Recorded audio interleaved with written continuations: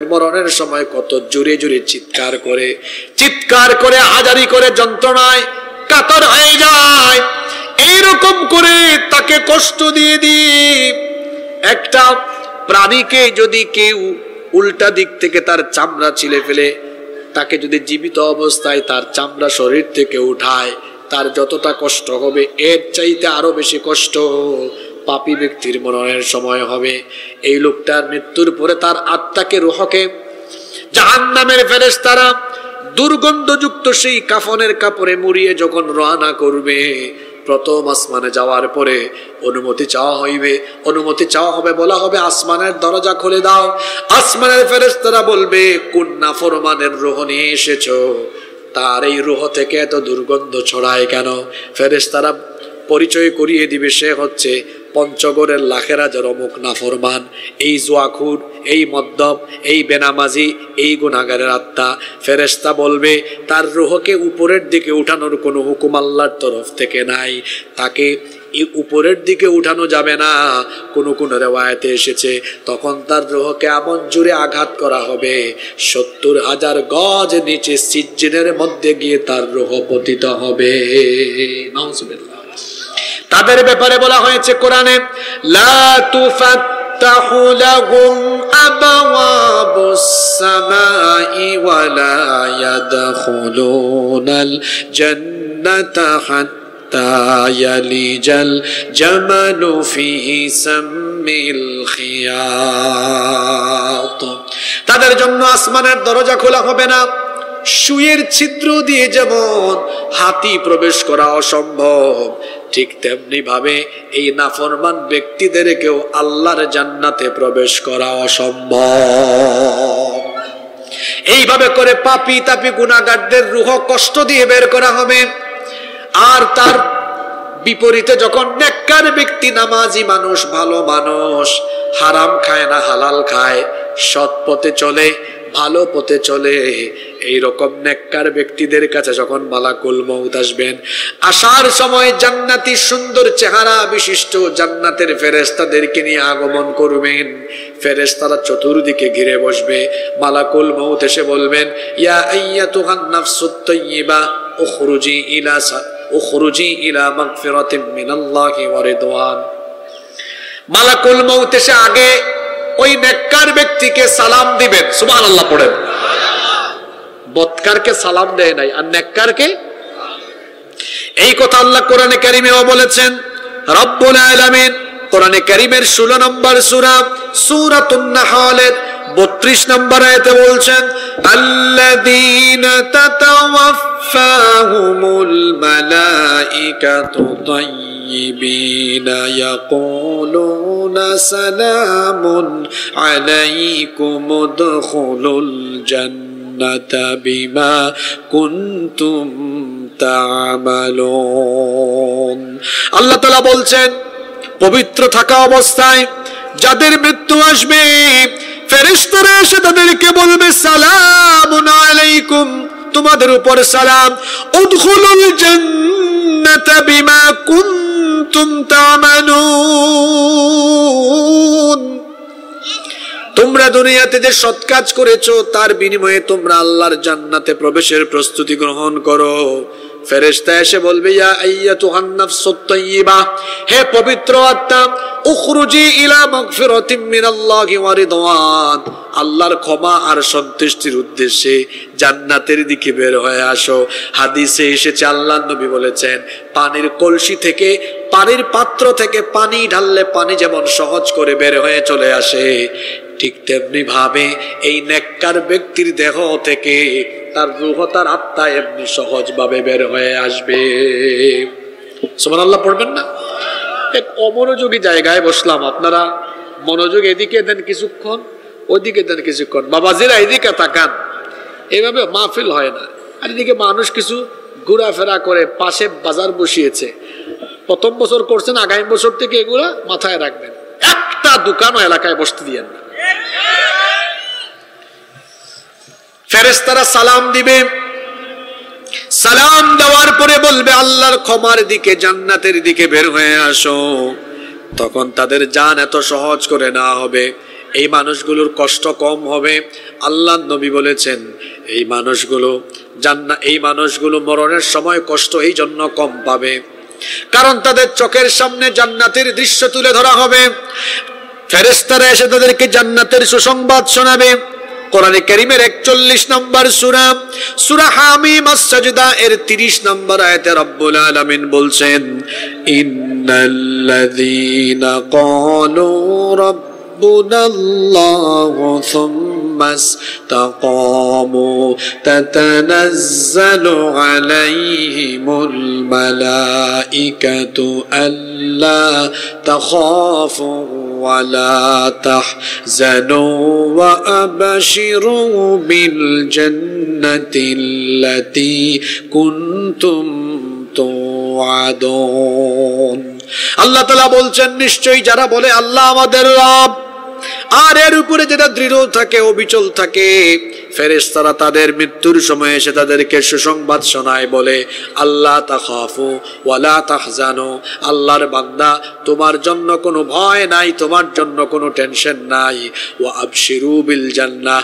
জান্নাতের সুসংবাদ গ্রহণ করো আল্লাতী কুনতুম তুআদুন যার ওয়াদা তোমাদেরকে করা হয়েছে। যখন তাদেরকে জান্নাতের সুসংবাদ শোনানো হবে আর জান্নাতের দৃশ্য দেখানো হবে একজন শিশু ক্ষুধার্ত হলে পরে সে যখন কান্না করে কান্নার পরে তার মা এসে তাকে যখন বুকের দুধ পান করায় সে যেমন বুকের দুধ পান করতে করতে আরাম করে ঘুমিয়ে যায় নেককার ব্যক্তির সামনে যখন মরণের সময় ফেরেশতারা আল্লাহর জান্নাতের দৃশ্য তুলে ধরবে নেককার ব্যক্তিও জান্নাতের দৃশ্য দেখতে দেখতে আরাম করে চিরতরে ঘুমিয়ে যাবে। আল্লাহ তাআলা বলছেন আর অবশ্যই আমি মানুষকে মাটির নির্যাস থেকে সৃষ্টি করেছি। পুরুষের স্পাম আর মহিলাদের অভাব শুক্রাণু আর ডিম্বাণুর সমন্বয়ে মানুষকে তৈরির প্রক্রিয়া আমি শুরু করেছি। আল্লাহ তাআলা বলছেন কেমনে তোমাকে বানালাম শোনো। এক ফোঁটা শুক্রাণুকে তোমার মায়ের জরায়ুর ভেতরে সুরক্ষিত জায়গায় রেখে দিলাম অতঃপর সেই নাপাক পানি ফুটাকে আমি আল্লাহ জমাট বাঁধা রক্তে পরিণত করলাম তারপরে সেই জমাট বাঁধা রক্তকে গোশতপিণ্ড বানালাম অতঃপর সেই গোশতপিণ্ডকে বড় একটা হাড্ডিতে রূপান্তর করলাম তারপরে সেই হাড্ডির উপরে গোশতের পোশাক পরিয়ে দিয়ে তোমার স্ট্রাকচার দেওয়া আরম্ভ করলাম। চোখ দিলাম নাক দিলাম ঠোঁট দিলাম কান দিলাম হাত দিলাম পা দিলাম সব কিছু দিয়ে সুন্দর একটা অবয়ব দিয়ে সুরত দিয়ে তোমার মায়ের গর্ভের ভেতরে আমি আল্লাহ রেখে দিলাম। এখন তো আধুনিক যন্ত্রপাতি বের হয়েছে। একজন নারী যখন প্রেগন্যান্সিতে থাকেন 2 মাস 3 মাসে বাচ্চার ওজন কত থাকে হার্টবিট কেমন এখন আল্ট্রাসাউন্ডের মাধ্যমে জানা যায়। আল্লাহ বলছেন দেখো বান্দা কিভাবে তোমাকে বানালাম।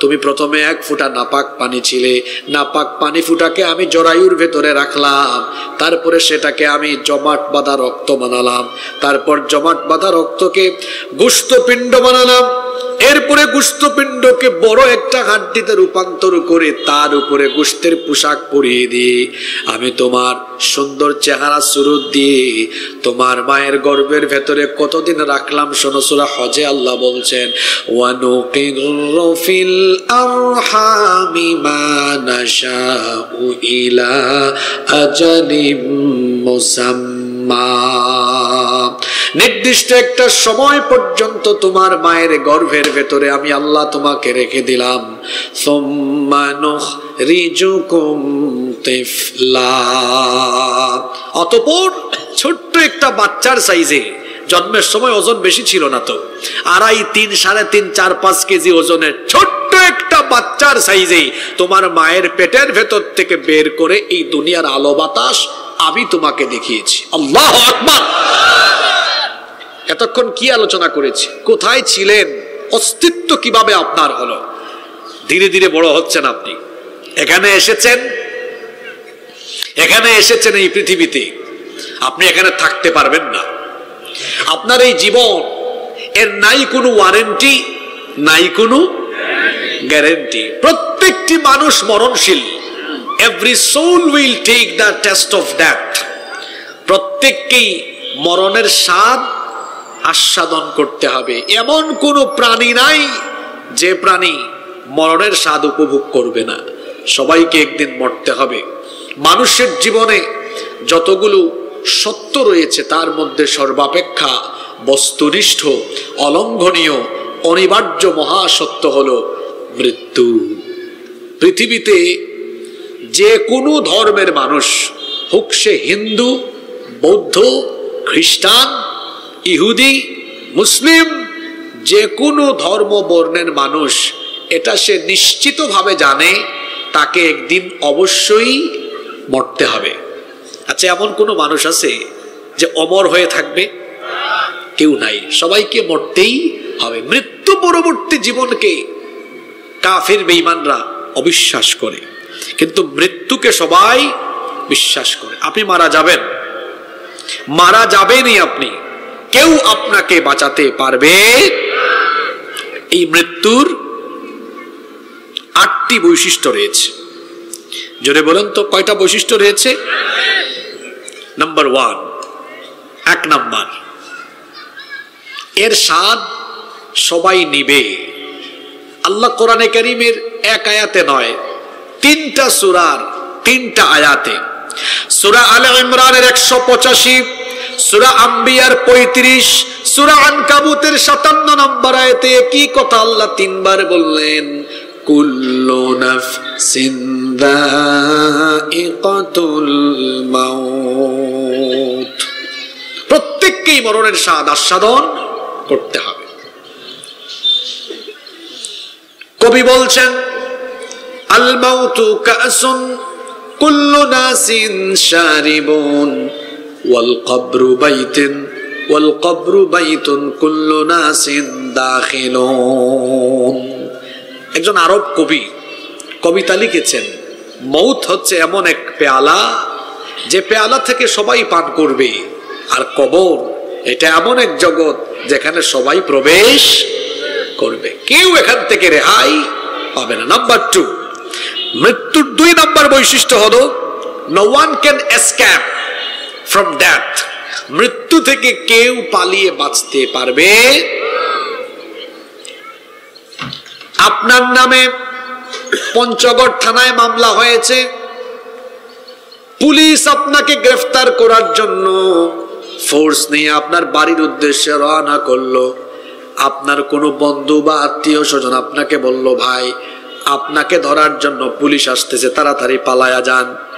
আপনি পুলিশ আসার খবর শুনে আপনি যদি আপনার গ্রাম ছেড়ে অন্য এলাকায় পালিয়ে চলে যান, হয়তো আপনি পুলিশের গ্রেফতার এড়িয়ে লুকিয়ে লুকিয়ে নিজেকে সেফ করে রাখতে পারবেন। কিন্তু মৌত হলো এমন এক জিনিস, এটা যার জন্য নির্ধারিত হয়ে যাবে, মৌতের বিষয়টি ফয়সালা হয়ে যাওয়ার পরে দুনিয়ার কেউ আপনাকে বাঁচাতে পারবে না। পারবে? এজন্য আল্লাহ তাআলা বলছেন, আইনামা তাকুনু ইউদরিকুমুল মাউত ওয়ালাউ কুনতুম ফি বুরুজিম মুশাইয়াদা। যেখানেই তোমরা থাকো না কেন, মৃত্যু থেকে বাঁচার জন্য যদি উঁচু কোনো টিলায় গিয়ে অবস্থান নাও, মৃত্যু সেখানে তোমাদেরকে ধরবেই ধরবে, মৃত্যু থেকে তুমি বাঁচতে পারবে না।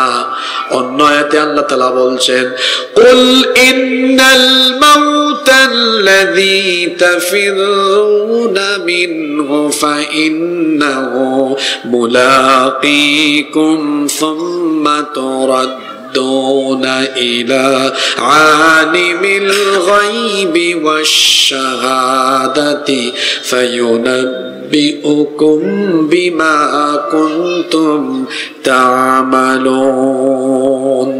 আল্লাহ তাআলা বলছেন, ও নবী আপনি বলে দিন, যে মৃত্যু থেকে তোমরা পালিয়ে বেড়াও, সে মৃত্যু তোমাদেরকে ধরবেই ধরবে।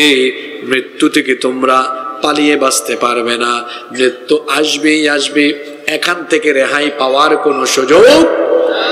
নাম্বার 3, মৃত্যুর 3 নম্বর বৈশিষ্ট্য হচ্ছে no one can live from death foe। মৃত্যুর ভয়ঙ্কর থাবা থেকে কেউ তাকে সেভ করতে পারবে না। পৃথিবীতে নবী রাসূলরাও মৃত্যু থেকে রেহাই পান নাই। আপনারা একজন নবীর কথা জানেন, মুসা আলাইহিস সালাম তিনি অত্যন্ত রাগী একজন নবী ছিলেন, খুব বেশি রাগ ছিল।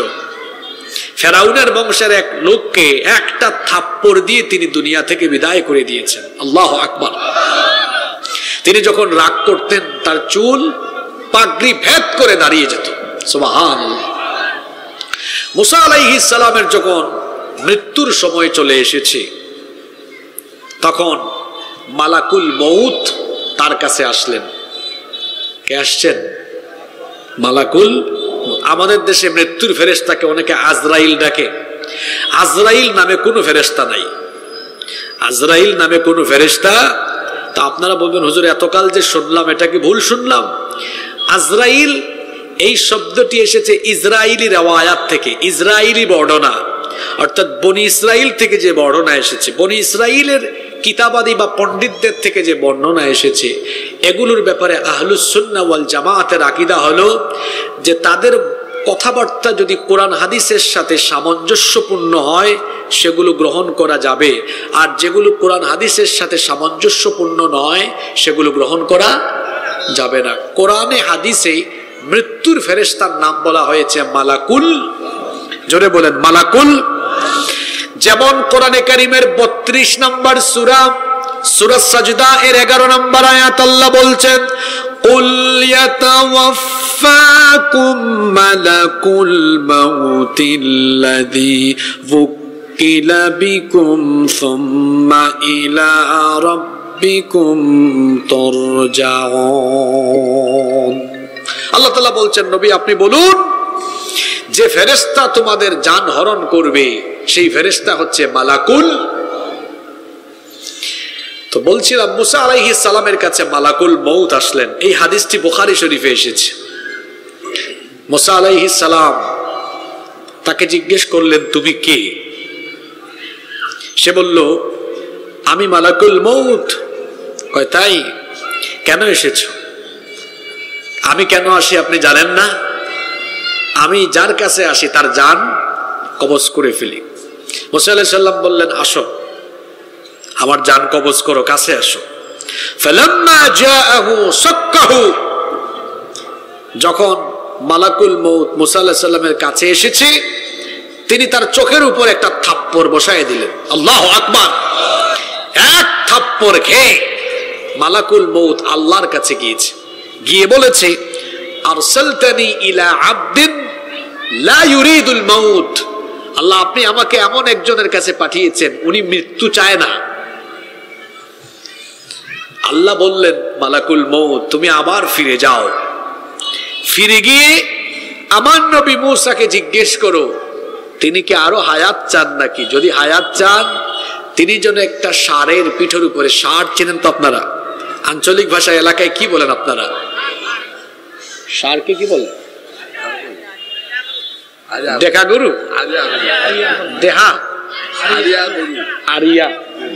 আচ্ছা, তো একটা আরিয়া গরুর পিঠের উপর হাত রাখেন, আপনি আপনার হাত দিয়ে যতগুলা লুম ঢাকতে পারবেন প্রতিটা লুমের বিনিময়ে আল্লাহ 1 বছর করে হায়াত বাড়ায় দিবেন। মুসা আলাইহিস সালাম তিনি এবার মালাকুল মউতকে জিজ্ঞেস করলেন বুঝলাম আমার হায়াত বাড়িয়ে দেওয়া হবে, ওই হায়াত যখন শেষ হবে তখন কি হবে?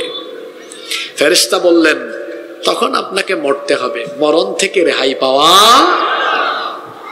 এই ঘটনাটা কেন বললাম? আল্লাহর পয়গম্বরেরাও মৃত্যু থেকে রেহাই। পৃথিবীর প্রথম মানুষের নাম কি? আদম আলাইহিস সালাম।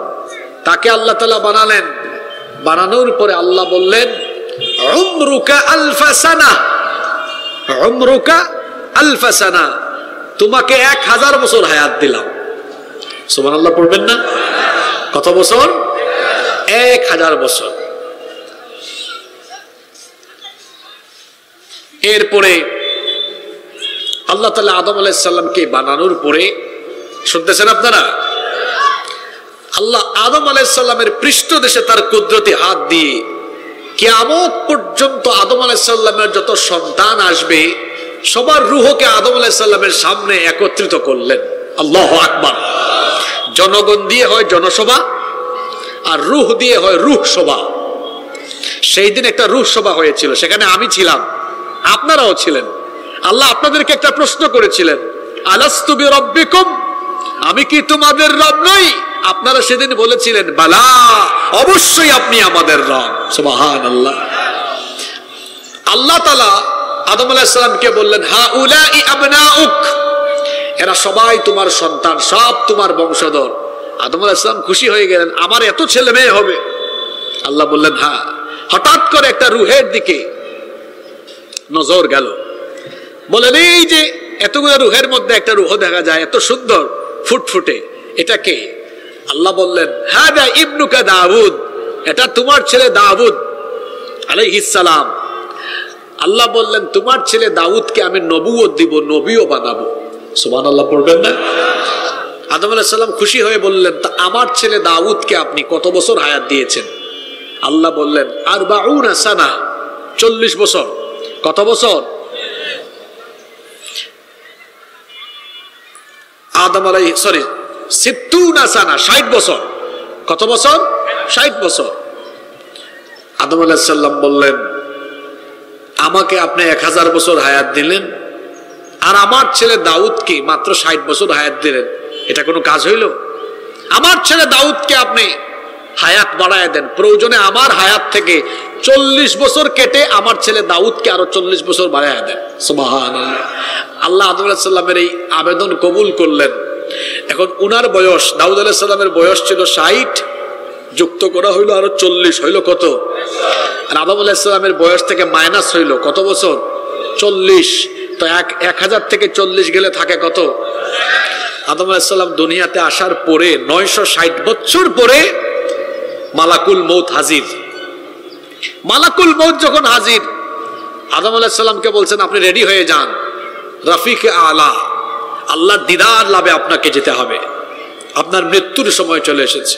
আদম আলাইহিস সালাম বলেন আমার টাইম এখনো শেষ হয় নাই।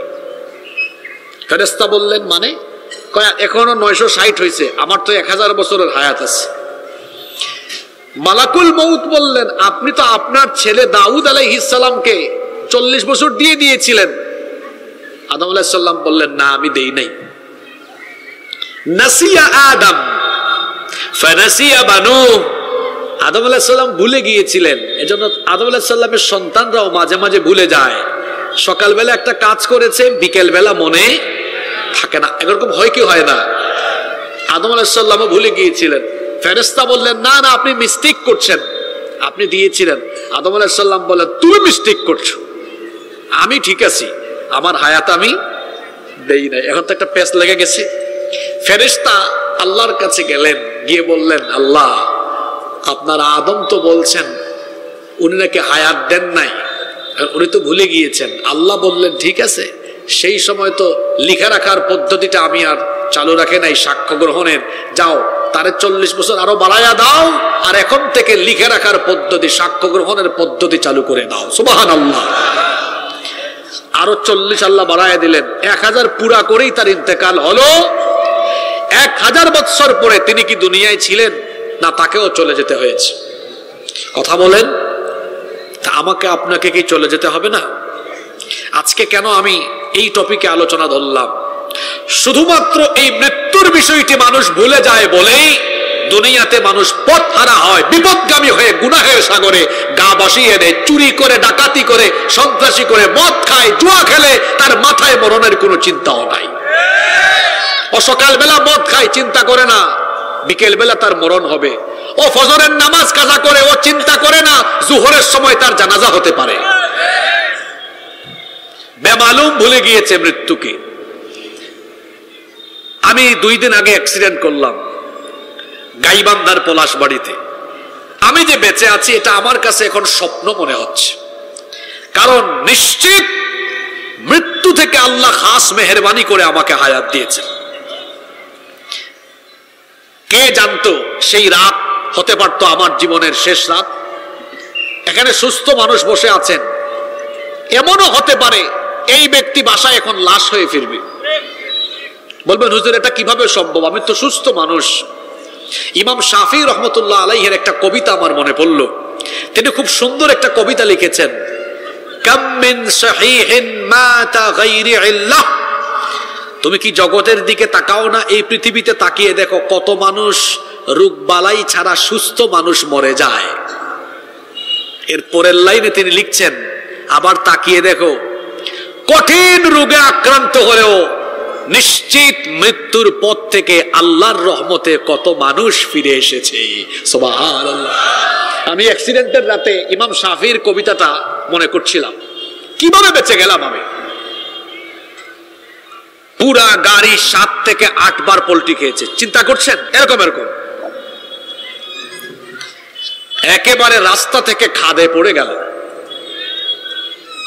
মৃত্যু এটাকে যেন খুব কাছ থেকে উপলব্ধি করলাম। মৃত্যুর 3 নাম্বার বৈশিষ্ট্য, এটা আসবে, এর থাবা থেকে আপনি বাঁচতে পারবেন না। শুনতেছেন আপনারা কথা? আমি মাহফিলে টপিকের বাইরে কথা বলি না, আমি যেটা ধরেছি ওইটা আস্তে আস্তে আগায়া একেবারে মূল পয়েন্টের দিকে এগিয়ে যাচ্ছে। আপনাদেরকে মনোযোগী থাকতে হবে। মনোযোগী আছেন তো সবাই? নাম্বার 4, মৃত্যুর 4 নাম্বার বৈশিষ্ট্য হলো the time of death is determined by Almighty Allah and it doesn't come with anyone's permission. মৃত্যুর এই বিষয়টি যার তরফ থেকে ফয়সালা করে দেওয়া তিনি কে? এবং এটি কারো পারমিশন নিয়ে আসে না। মৃত্যু কি কারো পারমিশন নিয়ে আসে যে আব্দুল করিম সাহেব আমি কি আসতে পারি, আপনার জান কবজ করব? কিছু বলবে এরকম?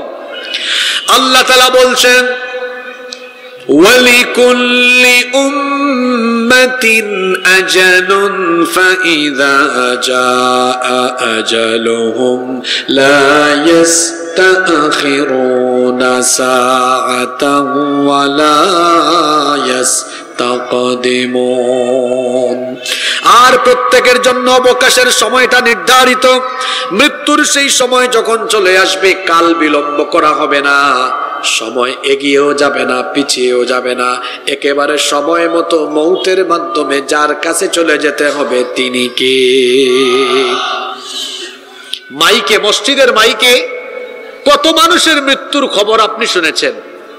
হঠাৎ করে মসজিদের মাইকে ঘোষণা হবে আপনিও দুনিয়া থেকে চলে গিয়েছেন। কত মানুষের জানাজায় আপনি গিয়েছেন, হঠাৎ করে আপনার জানাজায় হাজার হাজার মানুষ শামিল হয়ে যাবে। এটাই দুনিয়ার বাস্তবতা। Number 5, the place of death is determined by Almighty Allah. মৃত্যুর জায়গাও নির্ধারিত। কোন জায়গায় আপনি মারা যাবেন, কোন অবস্থায় মারা যাবেন সেটাও নির্ধারিত করে যিনি রেখেছেন, জুড়ে বলেন তিনি কে? কোরআনে কারীমের 31 নম্বর সূরা, সূরা লুকমানের 34 নম্বর আয়াতের শেষাংশে আল্লাহ তাআলা বলছেন ওয়া মা তাদরি নাফসুম বিআইয়ি আরদিন তামুতু ইন্নাল্লাহা আলিমুন খাবীর। আল্লাহ তাআলা বলছেন কেউ জানে না কোন জমিনে কোন অবস্থায় তার মৃত্যু হবে। আপনার বাড়ি হলো এই এলাকায়, আপনার মৌত হতে পারে ঢাকায়, মৌত হতে পারে রংপুরে, মৌত হতে পারে দিনাজপুরে, জানি না কার মৌত কোথায় হয়। মৃত্যুর জায়গাটাও জেনে নির্ধারিত করে দিয়েছেন তিনি কে?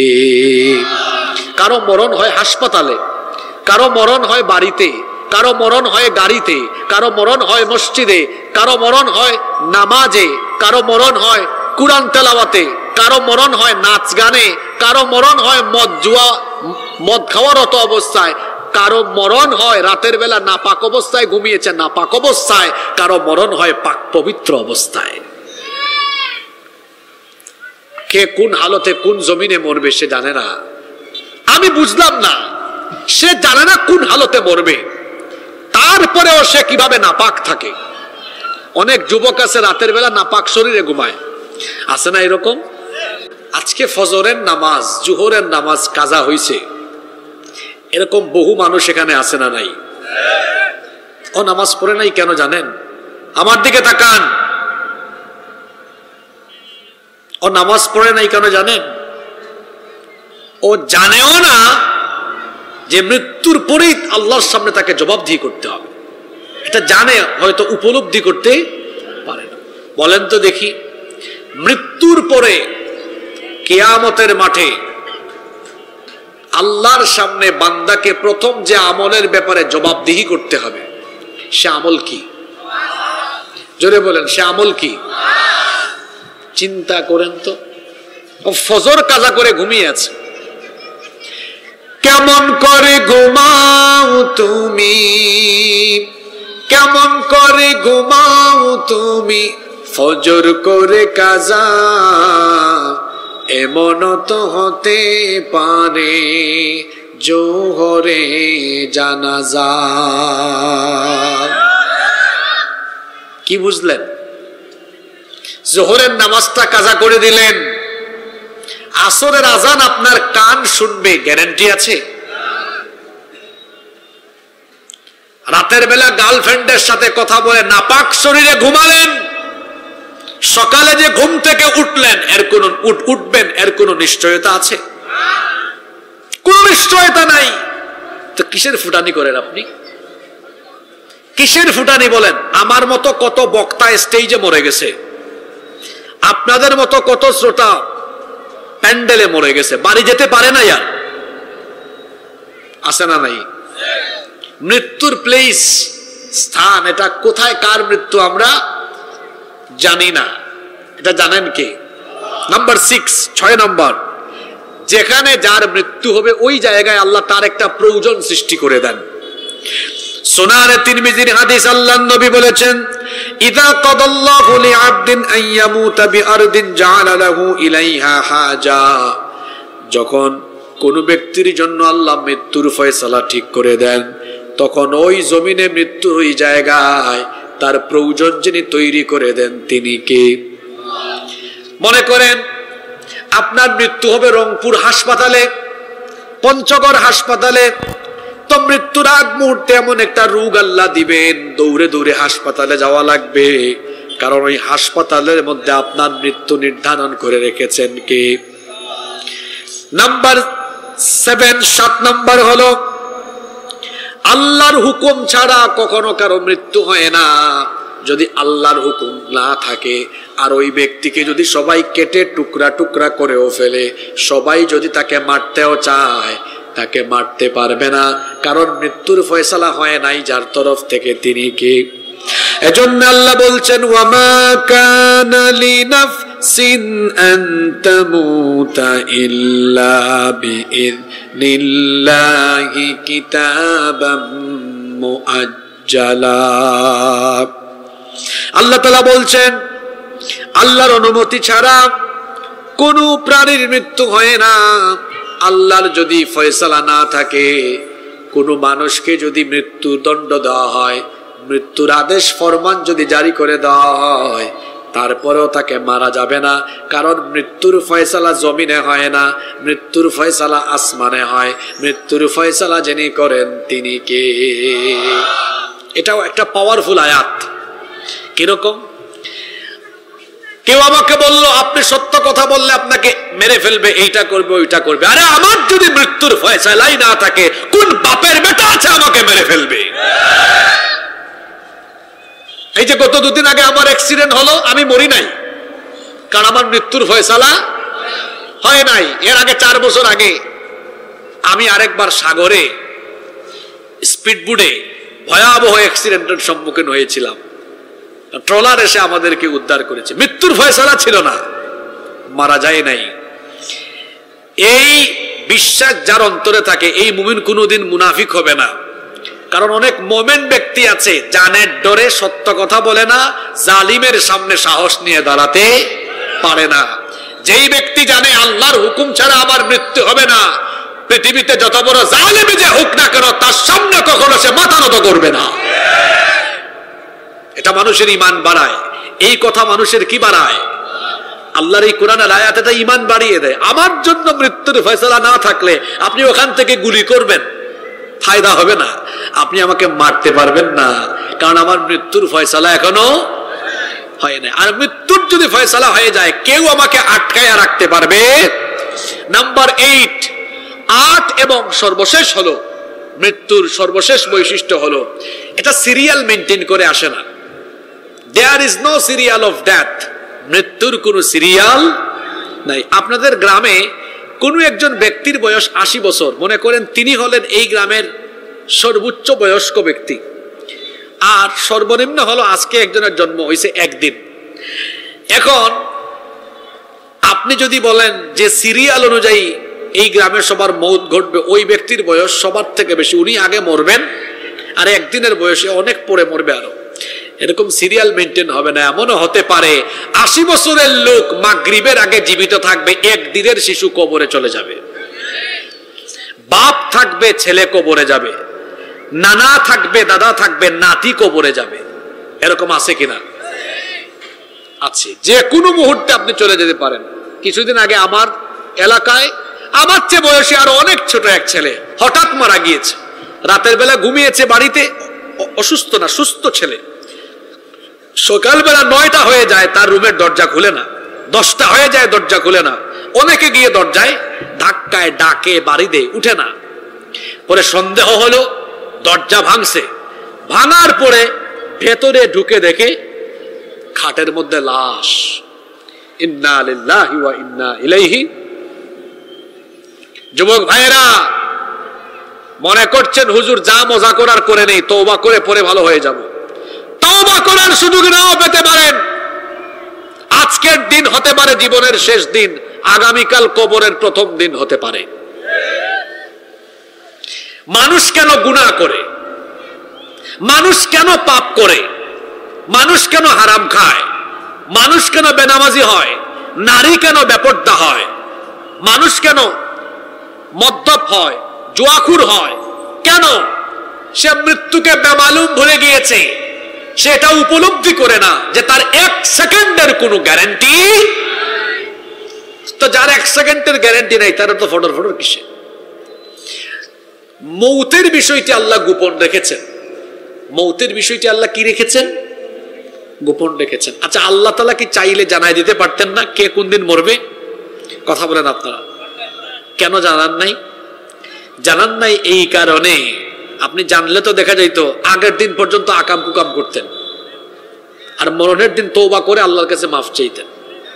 মৃত্যুর বিষয়টি আল্লাহ এজন্য জানান নাই যাতে মৃত্যুর বিষয়টি মাথায় রেখে আপনি সৎ পথে, ভালো পথে, আল্লাহর পথে চলেন। সুবহানাল্লাহ।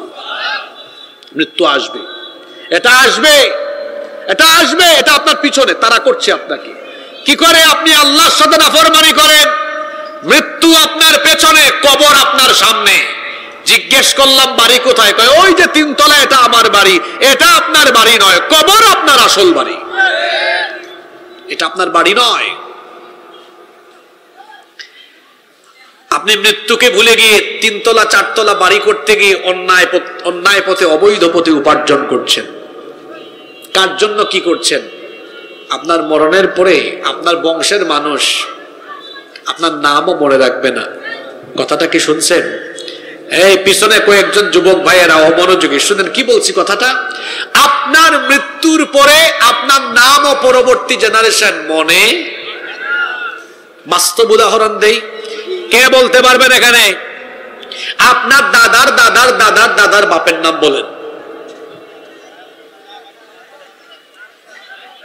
হ্যাঁ,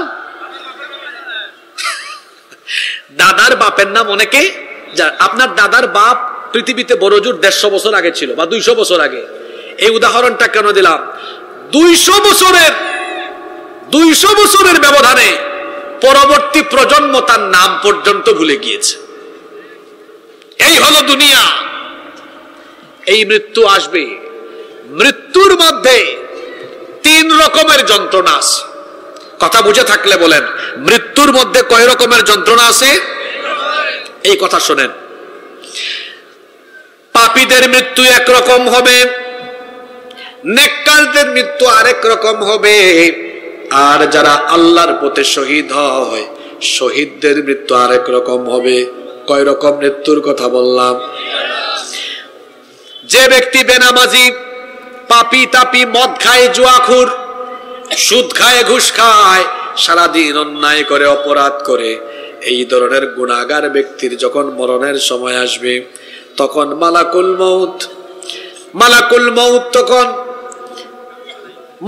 মউত তখন জাহান্নামের কিছু ফেরেশতাদেরকে সাথে নিয়ে ওই ব্যক্তির কাছে আগমন করবেন। জাহান্নামের ফেরেশতারা আসার সময় জাহান্নামের দুর্গন্ধযুক্ত কাফনের কাপড় নিয়ে আসবে, এসে তার চতুর্দিক ঘিরে বসবে। মালাকুল মউত এসে বলবেন, ইয়া আইয়াতুহান নাফসুল খাবিথা উখরুজি ইলা সাখাতিম মিনাল্লাহি ওয়া গাদাব। হে অপবিত্র গুনাহগার আত্মা, আল্লাহর অসন্তুষ্টি আর গজবের উদ্দেশ্যে তুমি বের হয়ে আসো। এই কথা বলে মালাকুল মউত যখন তার পা থেকে চাপ আরম্ভ করবেন, তার এমন কষ্ট অনুভব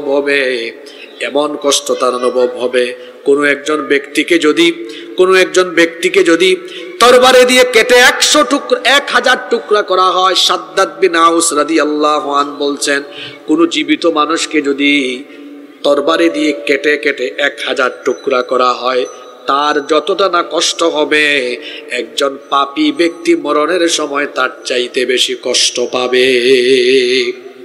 আরেকজন সাহাবী আনাস ইবনে মালিক রাদিয়াল্লাহু আনহু তিনি বলছেন, একজন জীবিত মানুষকে উত্তপ্ত গরম পানির কড়াইয়ের মধ্যে ফেলে দিলে, ওই জীবন্ত মানুষ উত্তপ্ত তেলের কড়াইয়ে ফেলে দিলে সে যেমন যতটা কষ্ট পাবে, একজন পাপী মরণের সময় তার চাইতে আরো বহুগুণ বেশি কষ্ট পাবে। বুঝতেছেন কথা? ফেরেশতা এসে যখন পায়ের কাছে চাপ মারবে, রূহ গিয়ে চামড়ার নিচে লুকাবে। ফেরেশতা যখন ওখানেও চাপ মারবে, রূহ গিয়ে লোমের নিচে লুকাবে। চাপতে আঘাত দিয়ে কষ্ট দিয়ে এই লোকটার মরণ হবে। কত মানুষ দেখবেন মরণের সময় কত জোরে চিৎকার করে হাজারি করে যন্ত্রণায় কাতর হয়ে যায়। এইরকম করে তাকে কষ্ট দিয়ে একটা প্রাণীকে যদি কেউ উল্টা দিক থেকে তার চামড়া ছিলে ফেলে, তাকে যদি জীবিত অবস্থায় তার চামড়া শরীর থেকে উঠায়, তার যতটা কষ্ট হবে এর চাইতে আরো বেশি কষ্ট পাপী ব্যক্তির মরণের সময় হবে। এই লোকটার মৃত্যুর পরে তার আত্মাকে, রূহকে জাহান্নামের ফেরেশতারা দুর্গন্ধযুক্ত সেই কাফনের কাপড়ে মুড়িয়ে যখন রওনা করবে, প্রথম আসমানে যাওয়ার পরে অনুমতি চাওয়া হবে, বলা হবে আসমানের দরজা খুলে দাও।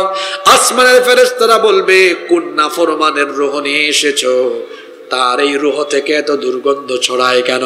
ফেরেশতারা পরিচয় করিয়ে দিবে, সে হচ্ছে পঞ্চগড়ের লাখেরাজের অমুক নাফরমান, এই জুয়াখুর, এই মদ্যপ, এই বেনামাজি, এই গুনাহগারের আত্মা।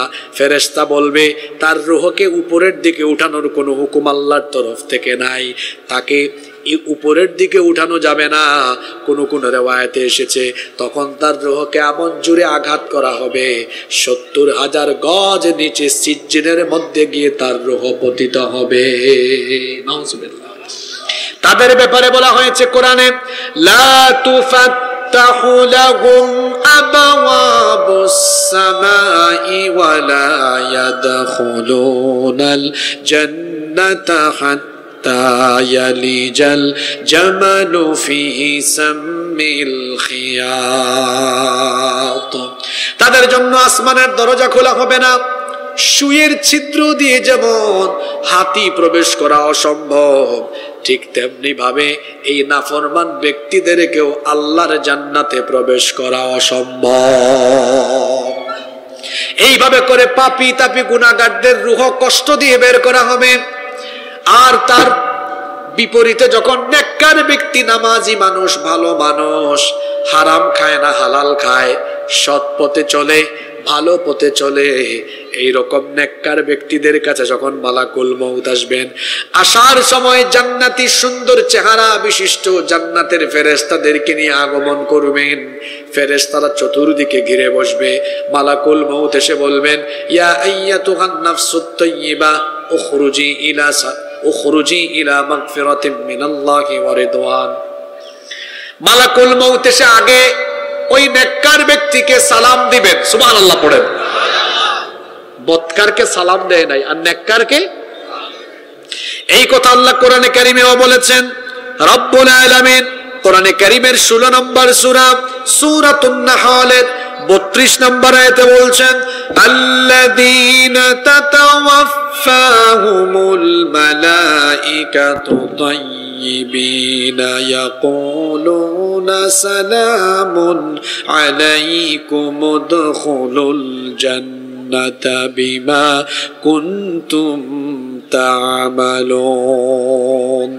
আল্লাহ তাআলা বলছেন পবিত্র থাকা অবস্থায় যাদের মৃত্যু আসবে ফেরেশতারা এসে তাদেরকে বলবে সালামুন আলাইকুম, তোমাদের উপর সালাম, উদখুলুল জান্নাতা বিমা কুনতুম তা'মালুন, তোমরা দুনিয়াতে যে সৎ কাজ করেছো তার বিনিময়ে তোমরা আল্লাহর জান্নাতে প্রবেশের প্রস্তুতি গ্রহণ করো। ফেরেশতা এসে বলবে ইয়া আইয়াতুহান নাফসুত তাইয়্যিবা, হে পবিত্র আত্মা, উখরুজি ইলা মাগফিরাতিম মিনাল্লাহি ওয়া রিদওয়ান, আল্লাহর ক্ষমা আর সন্তুষ্টির উদ্দেশ্যে জান্নাতের দিকে বের হয়ে আসো। হাদিসে এসেছে আল্লাহর নবী বলেছেন পানির কলসি থেকে, পানির পাত্র থেকে পানি ঢাললে পানি যেমন সহজ করে বের হয়ে চলে আসে, ঠিক তেমনি ভাবে এই নেককার ব্যক্তির দেহ থেকে তার রূহ, তার আত্মা এমনি সহজ ভাবে বের হয়ে আসবে। সুবহানাল্লাহ পড়বেন না? এক অমনোযোগী জায়গায় বসলাম, আপনারা মনোযোগ এদিকে দেন কিছুক্ষণ, ওইদিকে দেন কিছুক্ষণ, বাবাজিরা এদিকে তাকান, এইভাবে মাহফিল হয় না। আর এদিকে মানুষ কিছু ঘোরাফেরা করে, পাশে বাজার বসিয়েছে, প্রথম বছর করছেন, আগামী বছর থেকে এগুলা মাথায় রাখবেন, একটা দোকানও এলাকায় বসতে দিয়েন না। ফেরেশতারা সালাম দিবে, সালাম দেওয়ার পরে বলবে আল্লাহর ক্ষমার দিকে, জান্নাতের দিকে বের হয়ে আসো। তখন তাদের জান এত সহজ করে না হবে, এই মানুষগুলোর কষ্ট কম হবে। আল্লাহর নবী বলেছেন এই মানুষগুলো মরণের সময় কষ্ট এই জন্য কম পাবে কারণ তাদের চোখের সামনে জান্নাতের দৃশ্য তুলে ধরা হবে। ফেরেশতারা এসে তাদেরকে জান্নাতের সুসংবাদ শোনাবে।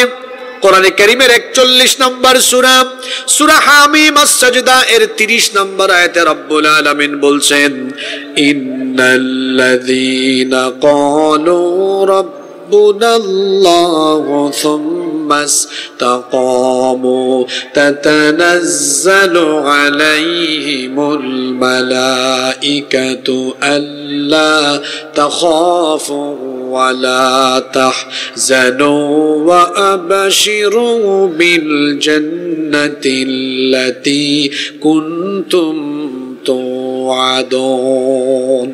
আল্লাহ তাআলা বলছেন নিশ্চয়ই যারা বলে আল্লাহ আমাদের রব, আর এর উপরে যেটা দৃঢ় থাকে, অবিচল থাকে, ফেরেশতারা তাদের মৃত্যুর সময় এসে তাদেরকে সুসংবাদ শোনায়, বলে আল্লাহ তাখাফু ওয়ালা তাহজানু, আল্লাহর বান্দা তোমার জন্য কোনো ভয় নাই, তোমার জন্য কোনো টেনশন নাই। ওয়া আবশিরু বিল জান্নাহ, জান্নাতের সুসংবাদ গ্রহণ করো। আল্লাতী কুনতুম তুআদুন, যার ওয়াদা তোমাদেরকে করা হয়েছে। যখন তাদেরকে জান্নাতের সুসংবাদ শোনানো হবে আর জান্নাতের দৃশ্য দেখানো হবে, একজন শিশু ক্ষুধার্ত হলে পরে সে যখন কান্না করে, কান্নার পরে তার মা এসে তাকে যখন বুকের দুধ পান করায়, সে যেমন বুকের দুধ পান করতে করতে আরাম করে ঘুমিয়ে যায়, নেককার ব্যক্তির সামনে যখন মরণের সময় ফেরেশতারা আল্লাহর জান্নাতের দৃশ্য তুলে ধরবে, নেককার ব্যক্তিও জান্নাতের দৃশ্য দেখতে দেখতে আরাম করে চিরতরে ঘুমিয়ে যাবে। মরণের বিষয়টি মাথায় রাখবেন, এটি মাথায় রাখলে পরে গুনাহ থেকে বেঁচে থাকা যায়। শুধু এই বিষয়টা মাথায় থাকলেই ওই মানুষ বেনামাজি হবে না, এই মানুষ কখনো অন্যায় করবে না, পাপ করবে না, গুনাহ করবে না। আসুন মৃত্যুর এই বিষয়টি মাথায় রেখে পরকালমুখী জীবন আমরা গঠন করি। আল্লাহ আমাদের সবাইকে তৌফিক দান করেন, আল্লাহুম্মা আমিন। আলোর পথে 24 24 ঘন্টা শুধু ইসলাম প্রচার।